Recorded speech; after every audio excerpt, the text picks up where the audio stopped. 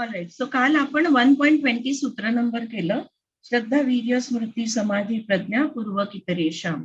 तर हा काय होता, उपाय प्रत्यय. So whenever we are experiencing a complacency in our sadhana, in samadhi, जेव्हा आपल्याला एक प्लॅटो किंवा क्रॉस रोड्सवर पोचल्यासारखं जाणवतं, तेव्हा पतंजलींनी हा उपाय दिलेला आहे की श्रद्धा वीर्य स्मृती आणि समाधी ह्याचा आधार घेतला तर तुम्हाला तो जो प्लॅटो आहे किंवा त्याला ब्रेक करता येतं, किंवा आपण हरवल्यासारखं जे जाणवतं त्या गोष्टीला ब्रेक करून आपण पुढे सरकू शकतो. असं केल्याने काय होणार, व्हॉट विल हॅपन. तर पुढचं सूत्र घेऊया 1.21. 1.21 मध्ये ते म्हणतात, तीव्र संवेगानामासन्नः. तीव्र संवेगानामासन्नः एक एक शब्द आहे, बट एक सूत्र आहे, बट त्याचे 3 शब्दफोड बनतील. तीव्र, तीव्रचा अर्थ काय, इंटेन्स. संवेगानाम, संवेगानामचा आता संवेगानाम हा टेक्निकल शब्द आहे कशासाठी, संयमसाठी. व्हॉट इज संयम, धारणा ध्यान अँड समाधी. सो धारणा ध्यान त्रयम एकत्र संयम हे तिन्ही मिळून काय तयार होतं, संयम. आणि संयमसाठी टेक्निकल शब्द आहे संवेगानाम, आणि हा शब्द आपल्याला बुद्धिस्ट टेक्स्ट मध्ये पण संवेगानाम हा शब्द आपल्याला आढळतो. त्याचा अर्थ असा आहे गती पकडणे, to gather momentum. As one proceeds, जसं जसं आपण पुढे सरकत जाऊ तसं आपल्याला गती वाढवायची आहे. हळूहळू हळूहळू रांगत रांगत किती दिवस चालणार. So then we start from crawling, we start to run. So गती पकडणे किंवा गॅदरिंग मोमेंटम असा त्याचा अर्थ होतो. आणि आसन्न हाचा अर्थ होतो जवळ येणे, अप्रोच और to be drawn near.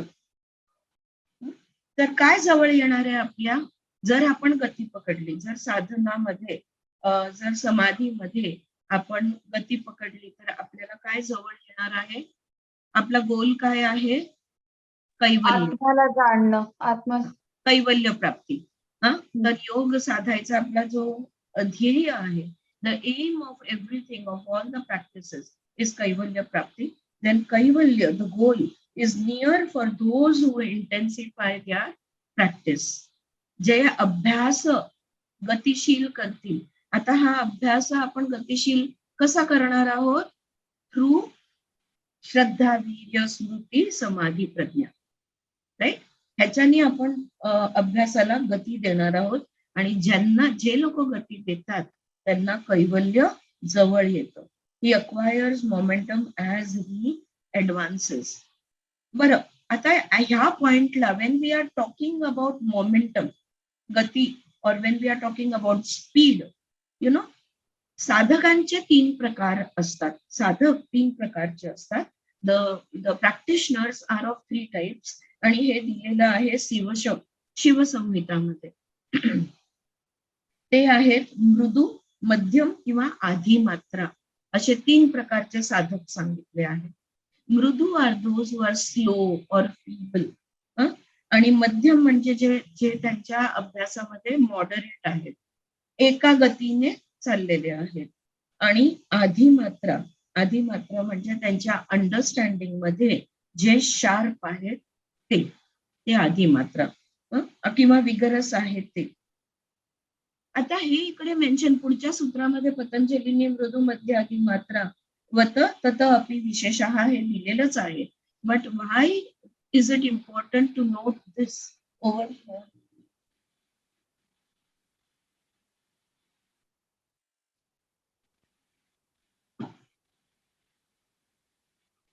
Why is it important to note this over here is because हे जे आहे, अर्थ काय सांगितलं ग? मृदू म्हणजे स्लो, हळूहळू. मृदू म्हणजे फीबल, स्लो, हळूहळू. काय इथे सांगितलंय माहितीये की, कारण पतंजली जेव्हा म्हणतात तीव्र संवेगानाम आसन्नः, तेव्हा त्यांचं म्हणणं आहे जर तुम्ही गती घेतली नाही ना तर तुम्ही घसरू शकता. म्हणजे त्याचा अर्थ काय की तो ऍव्हरेज वरनं माइल्ड वर, मध्यम वरनं मृदूवर येऊ शकतात किंवा तीव्र वर्ण पण मध्यम किंवा मृदूवर येऊ शकतात आणि त्यामुळे आपल्याला गती कंटिन्युटी आपल्याला गतीची पाहिजे. So we will move on to the next sutra. Next sutra is 1.22. मध्याधिमात्रात्वात् कोणाचं ऑडिओ चालू आहे? बंद करा, बॅकग्राऊंड साऊंड. ऑलराईट. सो 1.22 मृदू मध्याधिमात्रात्वात् तत अपि विशेषः. बघा इथेही पतंजलीने दिलेलं आहे. मृदू म्हणजे माइल्ड किंवा फीबल, मध्यम म्हणजे मॉडरेट किंवा ऍव्हरेज, अधिमात्रा म्हणजे अधिमात्रात्वात् म्हणजे इंटेन्स, कीन किंवा आर्डंट, ततः म्हणजे तिथून, फर्दर, धेन्स, अपि, अपीचा अर्थ होतो आणि, ऑल्सो, आणि विशेषः, विशेषः म्हणजे डिफरन्शिएशन. आपण म्हणतो ना हे विशेष आहे, सो साधारणपेक्षा जे वेगळं आहे त्याला विशेष म्हणतो आपण. So that is differentiation. So there are differences between those who are mild, average and keen in their practices. So अभ्यासामध्ये जे लोक माइल्ड राहतील, ऍव्हरेज राहतील किंवा इंटेन्स राहतील, त्याप्रमाणे मृदू, मध्य किंवा अधिमात्रात्वत राहतील, त्याप्रमाणे त्यांच्या अभ्यासामध्ये रिझल्ट त्यांचे वेगळे लागणार आहेत. Depending their progress becomes time bound. मग गती जी आहे ना, हे समय, टाइम जे आहे हे कालमध्ये अडकलं जातं किंवा कालमध्ये ते मोजलं जातं. द अधिमात्रात्मन और तीव्र संवेदन अटेन्स परावैराग्य थ्रू सात्विक श्रद्धा. जर सात्विक श्रद्धा ठेवली तर जो तीव्र संवेदीन आहे त्याला परावैराग्य लवकर प्राप्त होतं. सो हा जे तीव्र संवेदीन आपल्याला त्यांनी आधीच्या सूत्रामध्ये दिलेला आहे, त्याचा त्यांनी अभ्यास कसा करायचा आहे? सात्विक श्रद्धा एस्टॅब्लिश करून अभ्यासाला गती पकडायची आहे आणि मग त्याला परावैराग्य सहजपणे प्राप्त होतं. आता आपण परत पतंजलींना म्हणतो, बाबा रे तुम्ही हे सगळं सांगता, मला ठीक आहे पटलं, पण अजूनही काय करावं? आम्हाला अजूनही एक्झॅक्टली आम्ही काय करावं? तीव्र संवेदीन व्हावं म्हणजे नक्की आम्ही काय करावं हा प्रश्न. आणि मग इथून सुरुवात होते त्यांचे चित्त प्रसादनाची सुरुवात. पहिला उपाय इकडे ते मेन्शन करताय. Let us move on to the next sutra 1.23. Ishwar प्रणिधानाद्वारा. Simple सूत्र त्यांनी दिलेलं आहे, ईश्वर प्रणिधानाद्वारा. आता ईश्वर म्हणजे कोण? देव, गॉड और युनिव्हर्सल सोल. ब्रह्मांडाच्या शक्तीला ईश्वर म्हटलेला आहे इकडे, द युनिव्हर्सल सोल. आणि प्रणिधानाचा अर्थ होतो मेडिटेशन, कॉन्टम्प्लेशन और सरेंडर. प्रणिधानचा काय अर्थ होतो? मेडिटेशन म्हणजे त्याच्यावर एकाग्र होणं, कॉन्टम्प्लेशन किंवा त्याचा विचार करणं किंवा त्याला समर्पित होणं, सरेंडर, असा हा परिधानाचा अर्थ होतो. वा हा जो शब्द आहे, वा चा एक्झॅक्ट अर्थ होतो और, ओ आर, किंवा असा त्याचा अर्थ होतो. तर हे संस्कृत भाषा तशी आहे, वेर यू नो हे करा किंवा, तर द किंवा और comes at the end of the line. ह्या पुढे समाधी पादामध्ये, साधन पादामध्ये पण वा हा शब्द शेवटी जोडलेला असे अनेक सूत्र येतील. ओके. आणि ज्या ज्या सूत्रांमध्ये शेवटी वा हा आपल्याला दिसतो तेव्हा समजून घ्यायचा हा आहे उपाय. दीज आर ऑल चित्त प्रसादन, म्हणजे चित्ताच्या वृत्तीचा निरोध करायचे उपाय. Solutions to stilling the mind, मनाला स्थिर करायचे उपाय.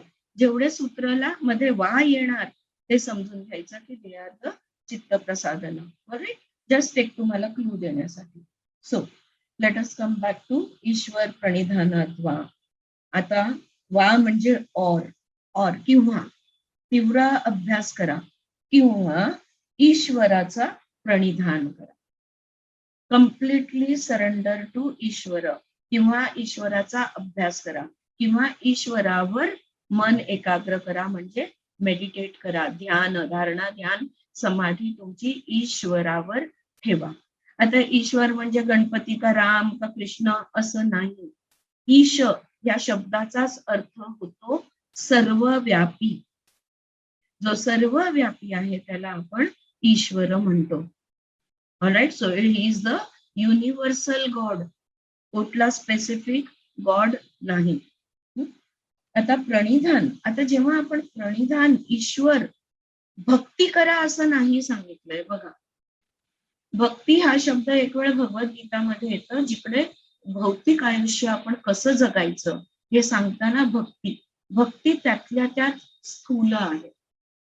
भक्ती त्यातल्या त्यात वरचे वर आहे. जिथे एक आपण म्हणतो ना, विश्वास ठेवा, कोणावर तरी तुमचा भरोसा असू द्या, इकडे भक्ती हा शब्द येतो. पण प्रणिधान जेव्हा म्हणतो, it is a special kind of devotion. हे जी भक्ती आहे, भक्ती जर म्हणायचं झालंच, हा जो प्रणिधान आहे, it consist of feeling the existence in the innermost core of the heart and surrendering to him completely. ज्याच्या जे काय नामरूप एकतर नाहीये, तो ईश्वर जो आहे तो नामरूप गुण असलेला नाहीये, म्हणजे तो सगुण नाही आहे, तो निर्गुण आहे. मग निर्गुण आहे, जो निर्गुण आहे त्याची तुम्ही छवी कशी उभारणार, राईट? जो निर्गुण आहे, he does not carry an image, so can you see him? No. So if you don't have an image, you can't see. मग काय करू शकतो? You can feel him. You can feel him in each and every cell of your body. कणाकणामध्ये तो जाणवतो, पण कणाकणामध्ये जाणवण्यासाठी कुठेतरी त्याला बसवावं लागेल की नाही? हा, त्या फिलिंगला कुठेतरी बसवावं लागेल. Where are you going to establish him? In the center of your heart. हृदय गुहा म्हणतात त्या. या हृदय गुहामध्ये त्याची स्थापना झाली पाहिजे, ईशची, ईश्वराची. एकदा तो हृदय गुहामध्ये स्थिर झाला की मग ते फिलिंग जे आहे, ते संवेदना जी आहे, त्याची जाणीव जी आहे, ती संपूर्ण शरीरभर आपल्याला पसरवता येते. You can spread it through out your body. All right, मग काय विचार करायचा असं जर मला करायचं असेल तर, बिकॉज अंडरस्टँडिंगला शब्द मांडणी आली, यूज ऑफ वर्ड्स आलं, मग मी काय मनामध्ये विचार करायला पाहिजे, म्हणजे मग तो माझ्या हृदय गुहामध्ये एस्टॅब्लिश होईल. नाहम करता हरिही करता, हरिही करता ही केवलम. That is all. काहीच मी करत नाहीये, सगळा करता करता तो आहे. मी काहीच नाही. ह्याच्याने काय होणार? मी कोणीच नाही, मी काहीच नाही, हे सतत स्वतःला सांगितल्याने काय होणार? What is going to happen? The me is going to disappear. तो मी निघून जाणार आहे. कोण आहे हा मी? इगो आयडेंटिटी, अस्मी, मी आहे ह्याची जाणीव. That ego identity will disappear. मग जेव्हा माझं अस्तित्वच म्हणजे मला जाणीवच नाही, जे काय होतोय, जे काय करतोय, तो करणारा तो आहे. कोण? ईश्वर. ह्याला म्हणतात प्रणिधान, ईश्वराचा प्रणिधान. सो पतंजली इकडे म्हणतात की मग एकदा करणारा मी नाहीच आहे म्हटल्यावर परिणामशी मला देणं घेणं नाहीये. आणि परिणामशी देणं घेणं नाहीये म्हणजे काय? सुख दुःख नाही. सुख दुःख गायब झालं, कारण मला परिणामशी काय देणं घेणं. तो करता करविता आहे, तो माझ्याकडनं काय त्याला, म्हणजे स्वतःला ईश्वर प्रणिधान करणे म्हणजे स्वतःला संपूर्णपणे ईश्वर चरणी समर्पण करून टाकणे. जे काय यापुढे माझ्या आयुष्यात होईल, जसं होईल ती सगळी जबाबदारी तुझी. मी बाजूला हटतो. I am nobody. Whatever is happening in my life, however it is happening, you are doing it. So the consequences are also yours. भगवद्गीतेमध्ये ना खूप मोठा गैरसमज लोकांनी करून घेतलेला आहे या बाबतीत. कारण तिथे असं म्हटलेलं आहे ना की ईश्वराला समर्पित व्हा. मग मी वाटेल ते करीन आणि ईश्वराला समर्पित सगळं त्यांनी करीन असं म्हटलेलं. Not in that sense. Alright. So there is a higher power and I recognize that higher power and I submit to that higher power. हा भाव जो आहे हा मनामध्ये आणणे जबाबदाऱ्यापासून मुक्त होऊन जाल का तर भौतिकतेमध्ये नाही बट अल्टिमेटली हो. Right. So whatever you are doing you do. मी तुला स्वतःला तुला समर्पित करते. तुला माझ्याकडनं जे काही करून घ्यायचंय करून. मग ते वरचे वर कदाचित डिस्ट्रक्टिव्ह पण वाटेल. यु नो की काय करते, चुकीचं करते, बरोबर करते. But you don't sit in judgement. तुला मी तुझं साधन बनते. माझ्याकडनं तुला जे पाहिजे ते तू करून घे. हे ईश्वराला समर्पित होणे. So this is Ishwar प्रणिधान.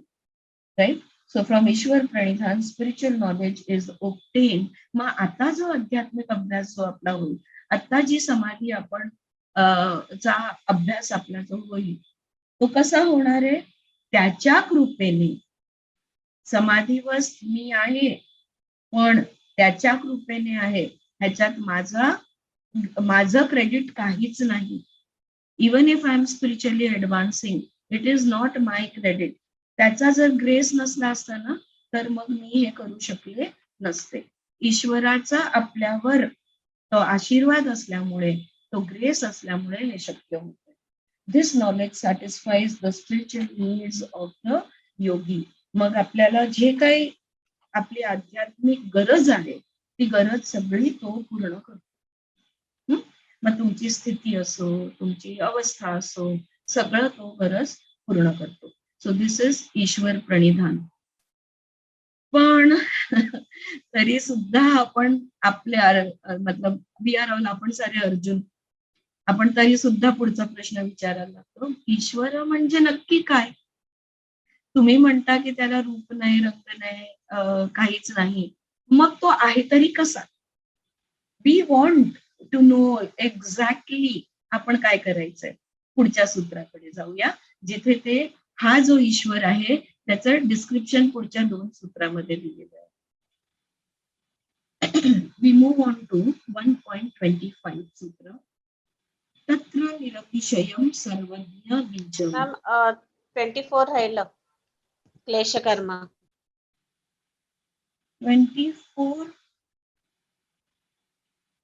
क्लेशकर्म विपाकाशैर परामृष्ट. पुरुष विशेष. हा. तर हा कोण आहे? हा ईश्वर कोण आहे?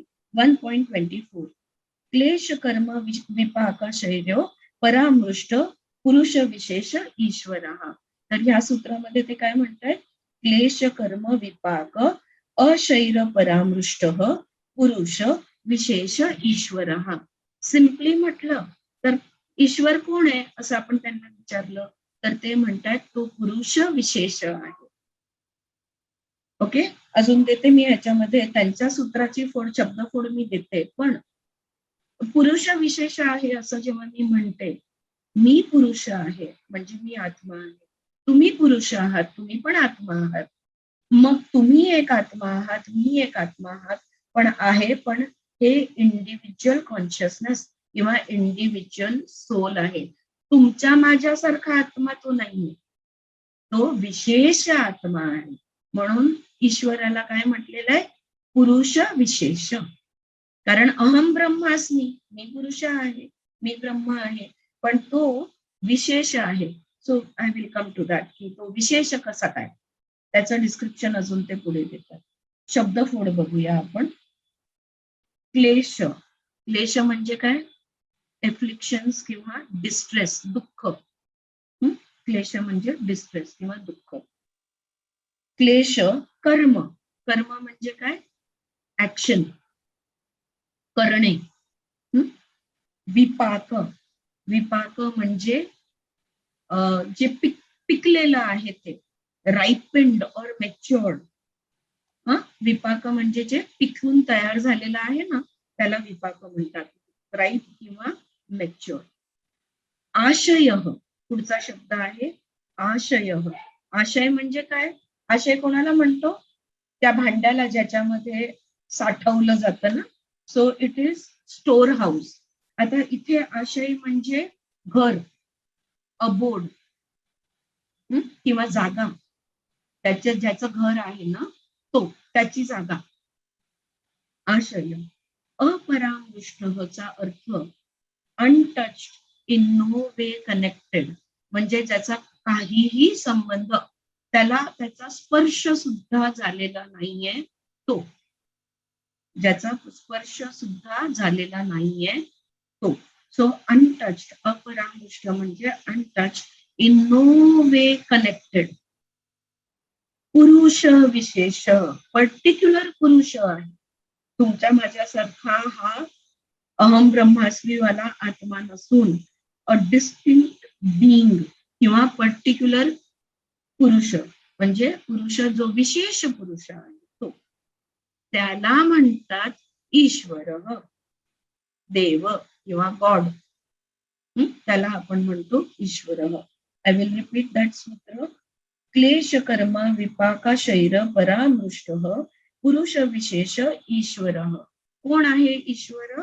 ईश्वर इज अ पर्टिक्युलर युनिक पुरुष किंवा entity who is eternally free. हा जो पुरुष आहे तो विशेष का आहे? कारण तो सदैव मुक्त आहे, त्याला अपरामृष्ट आहे, म्हणजे त्याला स्पर्श सुद्धा झालेला नाहीये. कशाचा?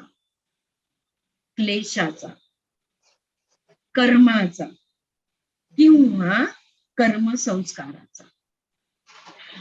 हा पुरुष विशेष का आहे? कारण त्याला क्लेश किंवा कर्म संस्कार ह्याचा स्पर्श सुद्धा झालेला नाहीये. थोडक्यात काय? जो जन्माला आलेला नाहीये आणि जो मृत होणार नाहीये. The one who is unborn and who is never going to die, who is eternal, असा हा शब्द आपण त्याला म्हणू शकतो.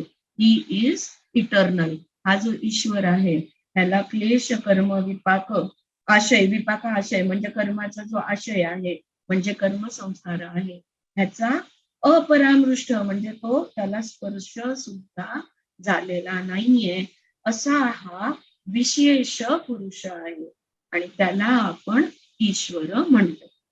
Okay, is that clear? तो ईश्वर म्हणजे बघा, आता थोडे पॉइंट्स लिहून घ्या की बघा ईश्वर आहे ना,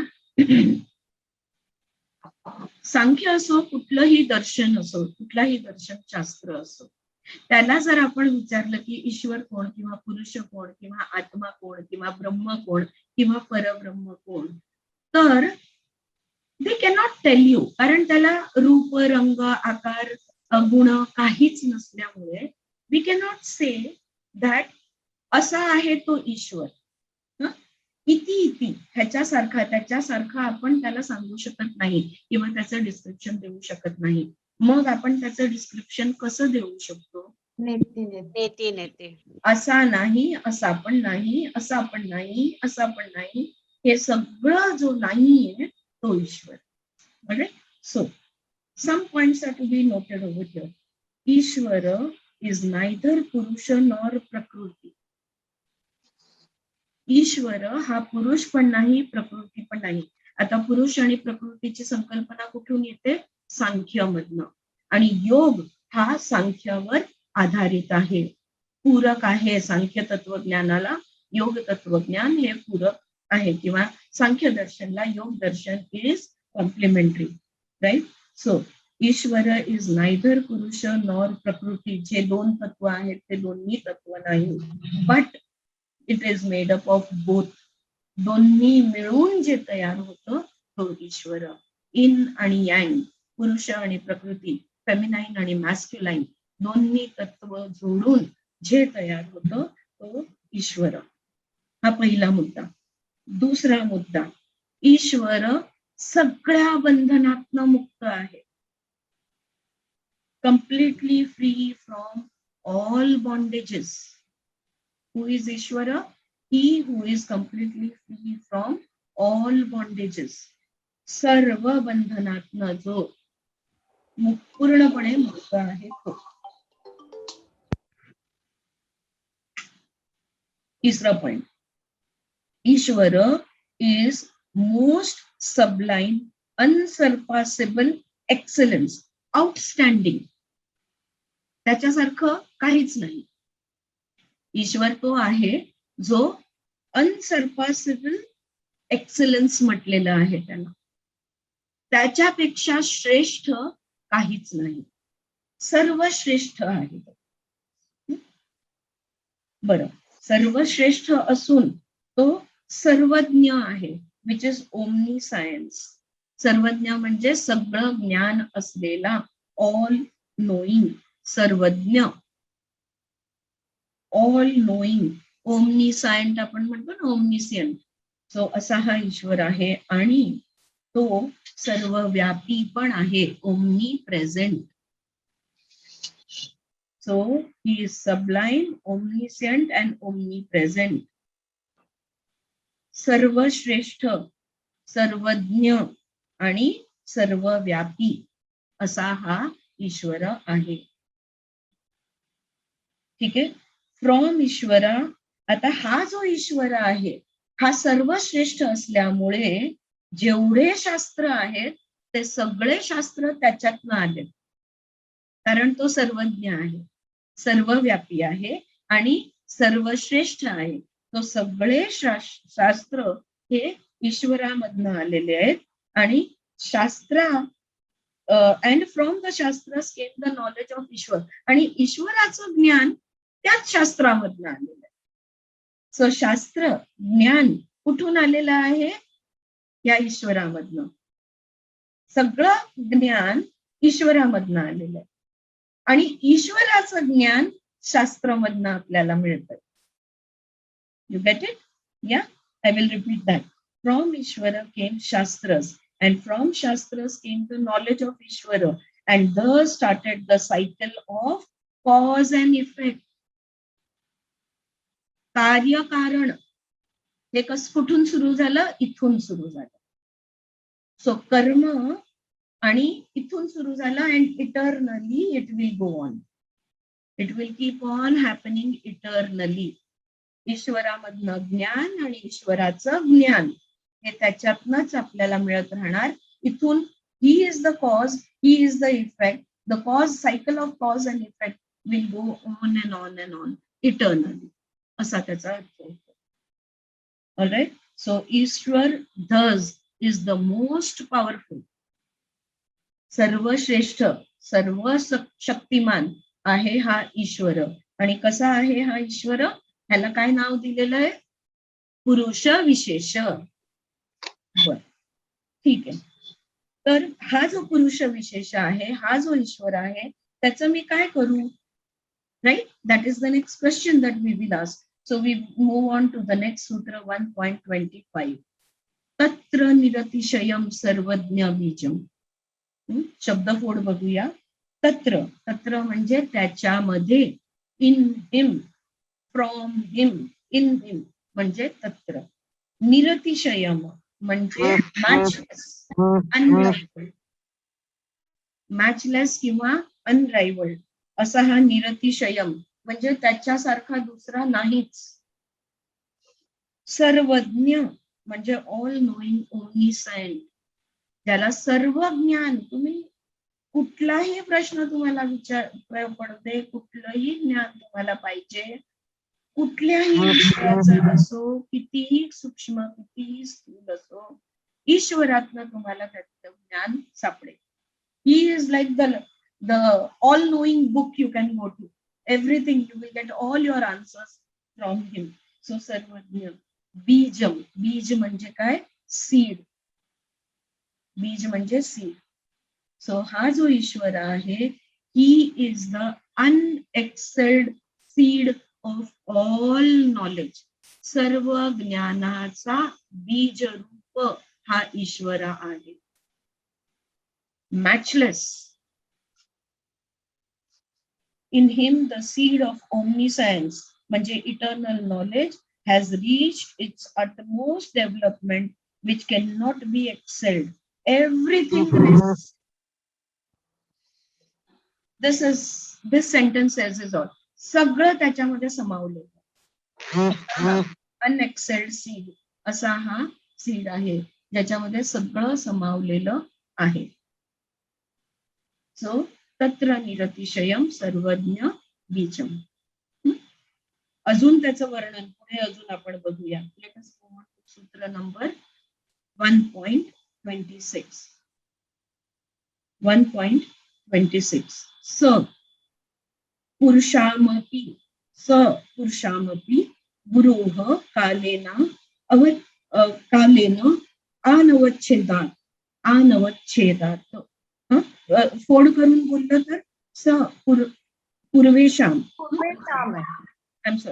सह पूर्वेशाम अपि गुरुः कालेन अनवच्छेदात् असं हा शब्दफोड आहे. आता स चा अर्थ काय होतो? स म्हणजे तो, दॅट और ही. स चा अर्थ काय होतो? तो, दॅट. तो म्हणजे कोण? ईश्वर. Who are we talking about? ईश्वर, तो. एषः, एषः म्हणजे पुरुष किंवा ईशा किंवा देव. एषः म्हणजे पुरुष देव.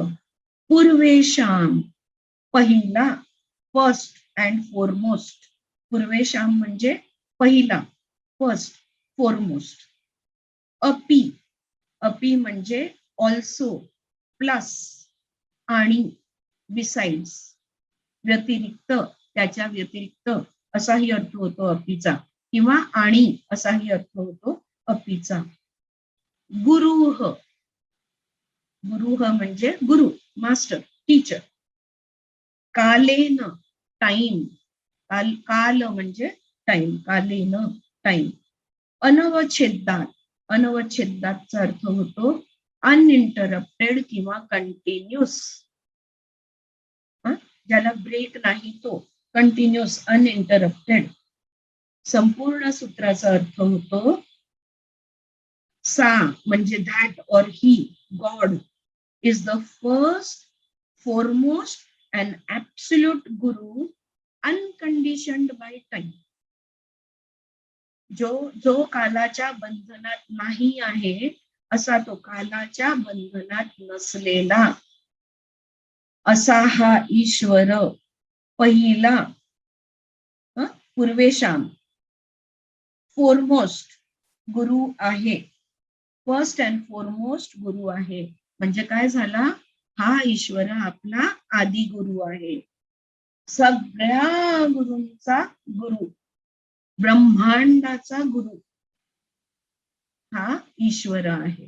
त्याच्यामधनं आपल्याला सगळं ज्ञान प्राप्त होऊ शकतं. ठीक आहे. मग आपण अजूनही विचारतोय, असा हा प्रथम गुरु, असा हा फर्स्ट अँड फोरमोस्ट गुरु हा आहे तरी कोण? अजून आपल्याला त्याचं डिस्क्रिप्शन, हा नक्की आहे कोण हे आपण विचार. Let us move on to the next sutra which is 1.27. तस्य वाचकः प्रणवः.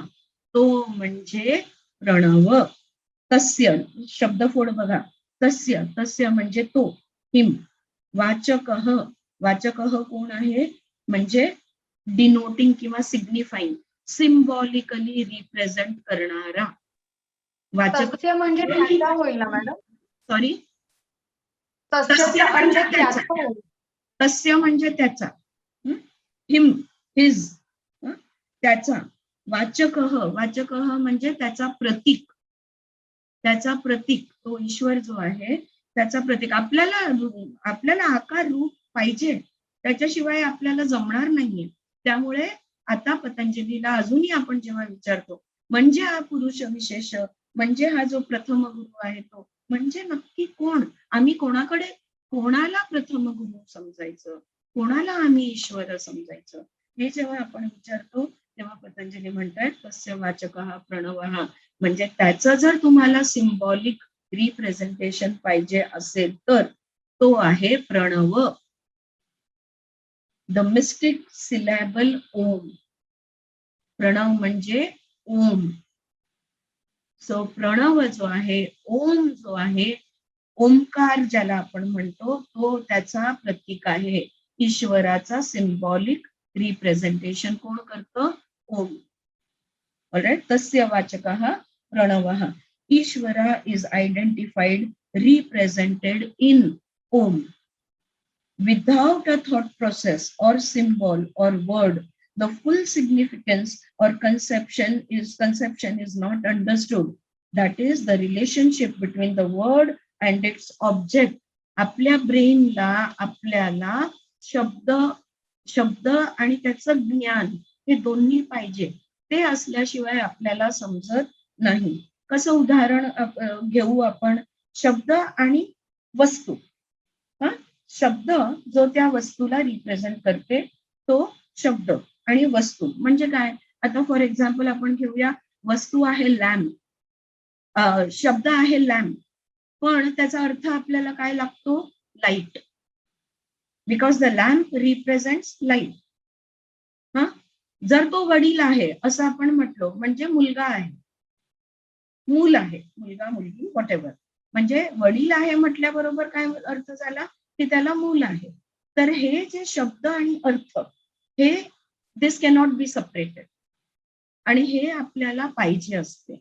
All right, so the relationship between the word and the object is indicated is eternal. वडील म्हटल्याबरोबर त्याला मूल असणं हे मस्ट आहे, ते त्याला सेपरेट नाही करू शकत. किंवा एखादा टॉर्च म्हणजे लाईट, हे आपण सेपरेट करू शकत नाही. We cannot break it away. Eternally a torch will represent light, right? Eternally Omkar will represent Ishwar. एवढंच ते सांगतायत. Similarly Ishwar is symbolised by AUM, Om म्हणा किंवा OM, ओम म्हणा, one and the same. Through this we can get nearest to him in the physical world. मग भौतिकतेमध्ये मला ईश्वराच्या जवळ जायचं असेल तर ही ओंकार साधना आपल्याला त्याच्या जवळ अगदी निकट घेऊन जाऊ शकते. ओंकाराचं ध्यान, ओंकाराची साधना, ओंकाराचा जप, कसंही, however you approach, but Omkar is the one which can take us closest to the ईश्वरा in the living body, in the physical state. एक आहे फिजिकल, दुसरा आहे मेटाफिजिकल. सो फिजिकल आणि मेटाफिजिकल ह्याच्या अगदी जवळ यायचं कारण कोण बनू शकतो? ओंकार. ओम इज द बो which can shoot the arrow, the self, the आत्मा इन टू द परमात्मा. ईश्वर आहे परमात्मा, मी आहे आत्मा. ओंकार माझ्या आत्म्याला परमात्म्याशी जोडेल. All right, freeing one. आणि मग असं जर झालं तर काय होणार? जन्म मरणाच्या फेऱ्यामधनं मुक्त होणार, मोक्ष मिळणार. अ उ म हे बीजाक्षर आहेत, फ्रॉम विच सगळे अक्षर ह्याच्यातनं आलेले आहेत. ओम हा बीज मंत्र म्हटला जातो. ऑलराईट, आणि ह्याच्यातनं सगळं आलेलं आहे. Everything has come from all the other words, all the other sounds have come from the vibration of Om. No other word can calm the mind as does Om. Therefore, the rishis love this word. It's easy to pronounce. मुका असतं ना, मुक्याला पण हे बोलता येतं. ओंकाराचा नाद हा मुका पण करू शकतो. Anybody can do the Omkar japa, right? So मनाला जेवढं शांत हा ओंकार करतो ना, तेवढं कोणीच शांत करू शकत नाही. कारण का? त्याच्यामध्ये तो ईश्वराचा गुण समावलेला आहे. ऑलराईट, सो अ उ म हे तिन्ही तीन पानं असतात ना एकत्र एका देठेला जॉईन झालेली, त्याप्रमाणे आहे. लिहू नका, मी फक्त हे वाचून देते and I will share it with you later on. अ उ म जर आपण मांडुक्य उपनिषदाचा अभ्यास केला तर त्याच्यामध्ये हे दिलेलं आहे. अ म्हणजे वाक, स्पीच, म्हणजेच सत्व, म्हणजेच ब्रह्म, म्हणजेच पास्ट, म्हणजेच क्रिएशन आणि म्हणजेच माता. माता म्हणजे आई. हे अ या शब्दामधनं रिप्रेझेंटेशन होतं. I will share it with you, don't worry, just ऐकून घ्या. उ आहे हे जसं वाकला रिप्रेझेंट करतं, उ मनाला रिप्रेझेंट करतं, माइंड. म्हणजेच तत्व कुठलं? राजस, विष्णू, प्रेझेंट, सस्टेनन्स आणि पिताह. म्हणजे कसं? आणि बघा आता म जे आहे हे प्राणाला रिप्रेझेंट करतं, ब्रेथ किंवा व्हायटल एनर्जी. तत्व होणार तमसिक, महेश, फ्युचर, डेझोल्युशन, गुरु. आता एका लाईनीत अ उ म असं वाचलं तर वाक, मन आणि प्राण, सत्व, रज आणि तम, ब्रह्मा, विष्णू आणि महेश, पास्ट, प्रेझेंट आणि फ्युचर, क्रिएशन, सस्टेनन्स आणि डेझोल्युशन, माता, पिता आणि गुरु. असं रिप्रेझेंटेशन ह्या अ उ म मध्ये आहे. ऑल द थ्री ट्रिनिटीज आपण ज्याला म्हणतो ते रिप्रेझेंटेशन ह्याच्यामध्ये आहे. आलं लक्षात? सो इथे ईश्वराचं, मग हा ईश्वराचा जो रिप्रेझेंटेशन ओंकार आहे त्याचा त्याच्यावर जर समाधी धरायची असेल तर कशी धरायची हे पुढच्या सूत्रामध्ये दिलंय, which we will be doing tomorrow.